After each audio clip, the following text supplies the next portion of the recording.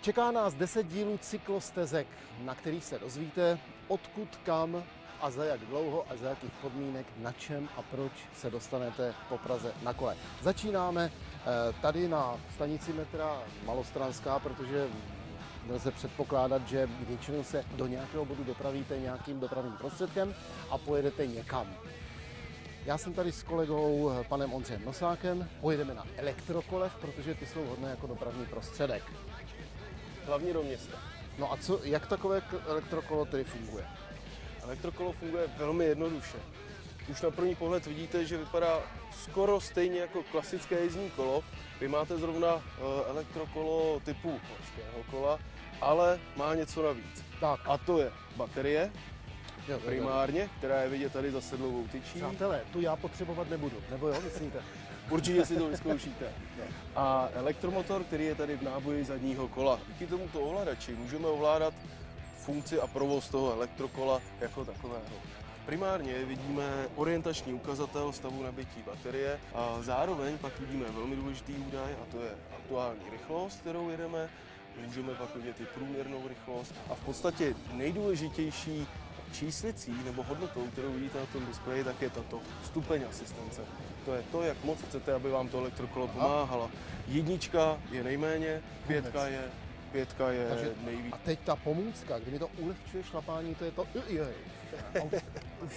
No ale to radši nasedneme a pojedeme. Asi pojedeme. Na Malou Stranu do stanice Malostranská se dopravíme metrem. No a odtud to vezmeme na kampu, pojedeme k Národnímu divadlu a potom pofrčíme podél Vltavy.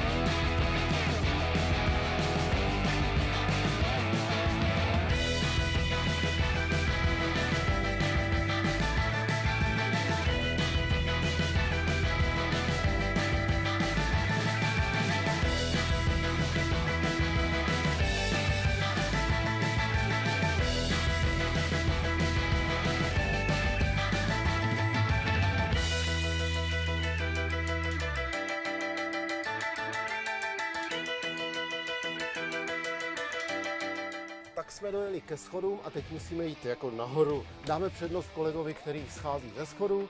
Má trošku to kolo lehčí, my ho máme těžší. O maličko ano, o maličko ano.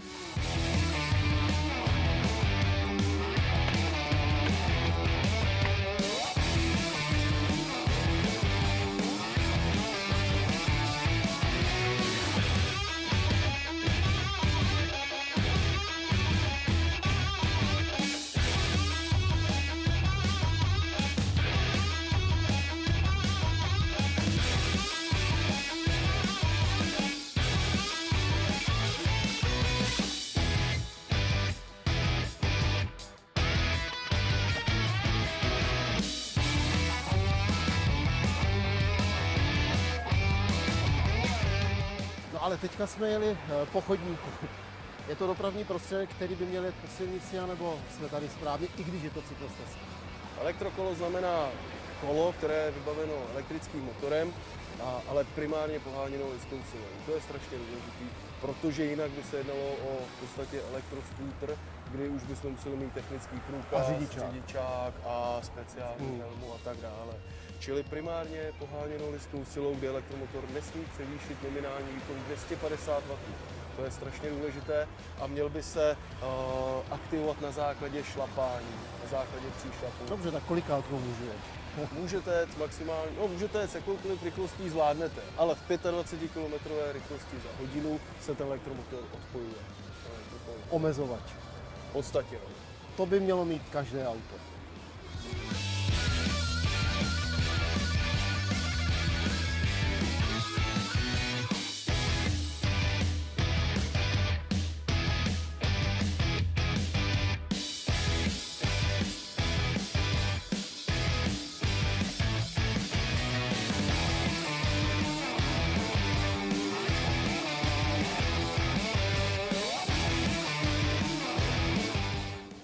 jsme na náplavce, tady musíme dávat zvlášť pozor, protože tady je spousta cyklistů a chodců a mnohdy si to pletou.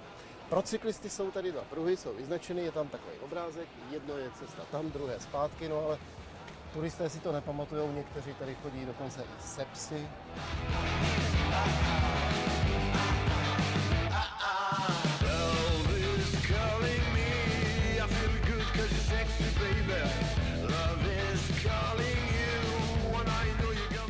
No, nás čeká takový úsek delší, posilníme se? Můžeme. Můžeme. Máme tam něco? Tak je dobře, ale to je moc velký, jako, já nevím, proč to taháte, teď to máme v menší krabičce tady. No, prosím, tak. Co to máte, Martine? Je to na klouby. To je s kolagenem, preparát. Můžu? Si. Jasně. Děkuji. Teda, já už to potřebuju, mě už ty klouby odcházejí pomalinku. Vodu máme? Máme. Vodu zapijeme, je to Chaponneuf du robinet Grand Cru a la votre santé. Není to tak, že bych pronášel zbytečně nějaké fráze v cizí řeči, ale já mám potom překvapení, vlastně, když to řeknu, tak není, protože další etapu se mnou pojede na elektrokole Francouz Antoine Maé a já se na něj těším.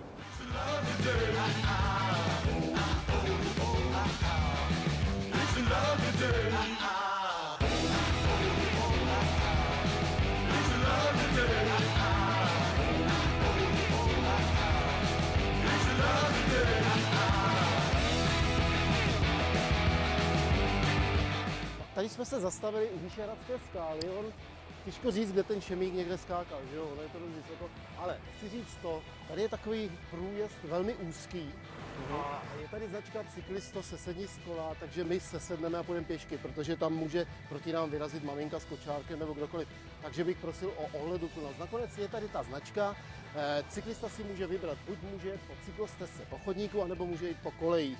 A my uděláme jednu věc, já bych navrhoval, kdybychom se trošku jako odlehčili, protože přece jenom začíná sluníčko trošku pálit. Takže nebojme se jarního slunce, pustíme paní s kočárkem. Právě kvůli takovým kočárkům musíme dávat pozor a sesednout z kola. Tak.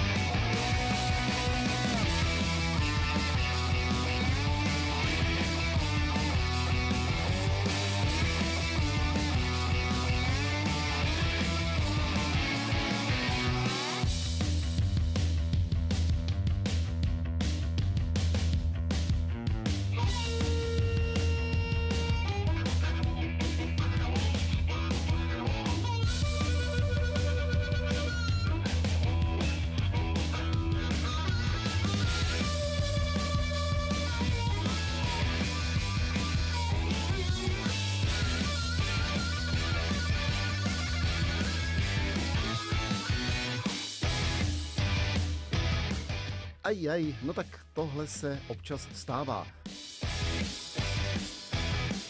Defekt.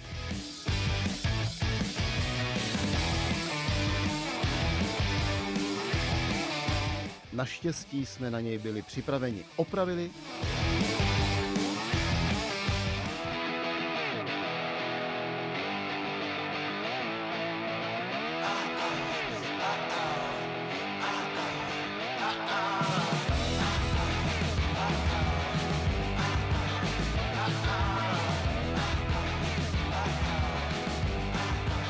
A jedeme dál.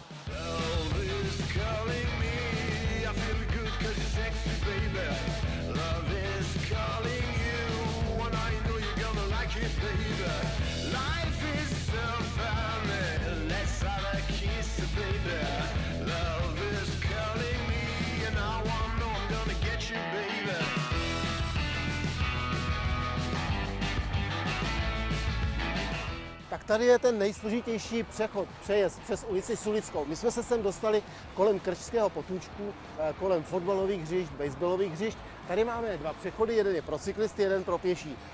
Musíte zmáčknout čudlik, aby se vám to rozsvítilo. V tom případě pro přechodu pro kola, který je tam nakreslený, můžete projet na kole, ale pokud zvolíte přechod pro pěší, musíte slést z kola a jít podél kola hezky pěšky, ale hlavně, prosím vás, opatrně. It's a lovely day. It's a lovely day. It's a lovely day. It's a lovely day. It's a lovely day.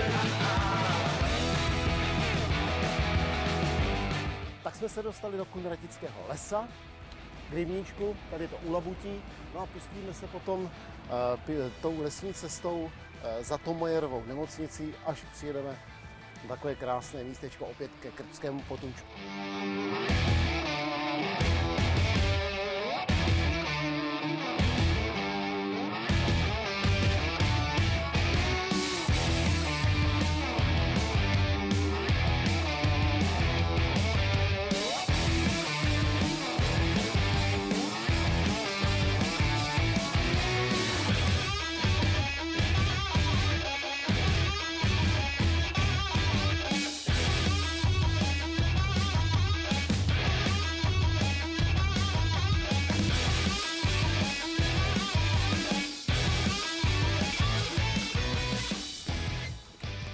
Tak, a jsme tady. Takže jsme zdárně přijeli z Kampy Až do Krčského lesa. až do Krčského lesíčka, no a co si dáme nakonec? Já bych to viděl na tu slibovanou klobásu, co jste mi. Klobásku Od a začátku. a tu výšku dáme předtím nebo potom? Tu bychom mohli dát potom. Víte co, my jsme sportovci, do výřivky si normálně lidi berou šampaňský a my si do té výřivky vezmeme klobásku. Tak je to. OK. Děkuju. Tak jo. A pan kolega už tady se vyhřívá, tak já si Čekáme na vás. čekáte jenom na mě. Tak, já si s dovolením namasíruju nohy krásně, protože to je to nejdůležitější. Jo. Paráda, no ale kde máme tu klobásu? Klobáska asi došla, ale máme tady něco lepšího než klobásu. Bublinky. Tak dáme si? Dáme si. Bublinkám bublinky. Počkejte. Jak to myslíte k bublinkám bublinky? To vám ukážu. Když se podíváte za sebe, zmačnete si tlačítko. Tady. Který? Tohle? Tlačítko bubble, přesně.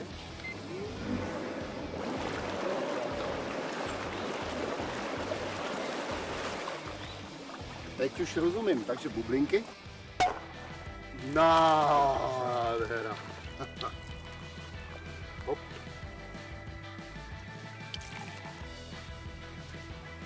Takže na zdraví dnešní úspěšné cesty, dobře to dopadlo. No a když už jsou tady ty bublinky, tak já si tady budu masírovat lítka, ale chce to trošku díl, že jo? Asi tak 10 minut, 15. 15 minut ideál.